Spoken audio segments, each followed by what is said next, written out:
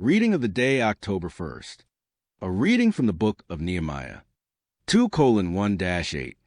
In the month Nisan of the 20th year of King Artaxerxes, when the wine was in my charge, I took some and offered it to the king, as I had never before been sad in his presence. The king asked me, "Why do you look sad?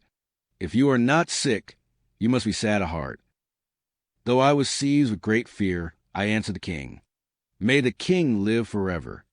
How could I not look sad, when the city where my ancestors are buried lies in ruins, and its gates have been eaten out by fire?" The king asked me, "What is it then that you wish?" I prayed to the God of heaven, and then answered the king, "If it please the king, and if your servant is deserving of your favor, send me to Judah, to the city of my ancestors' graves, to rebuild it." Then the king, and the queen seated beside him, asked me how long my journey would take, and when I would return. I set a date that was acceptable to him, and the king agreed that I might go. I asked the king further, "If it please the king, let letters be given to me for the governors of west of Euphrates, that they may afford me safe conduct until I arrive in Judah. Also a letter for Asaph, the keeper of the royal park, that he may give me wood for timbering the gates of the temple citadel and for the city wall, and the house that I shall occupy." The king granted my requests, for the favoring hand of my God was upon me.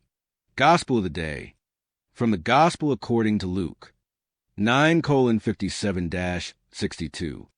As Jesus and his disciples were proceeding on their journey, someone said to him, "I will follow you wherever you go."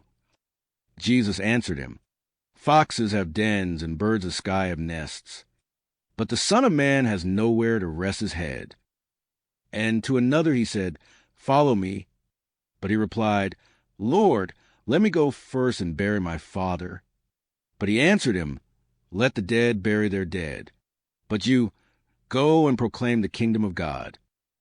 And another said, "I will follow you, Lord, but first let me say farewell to my family at home."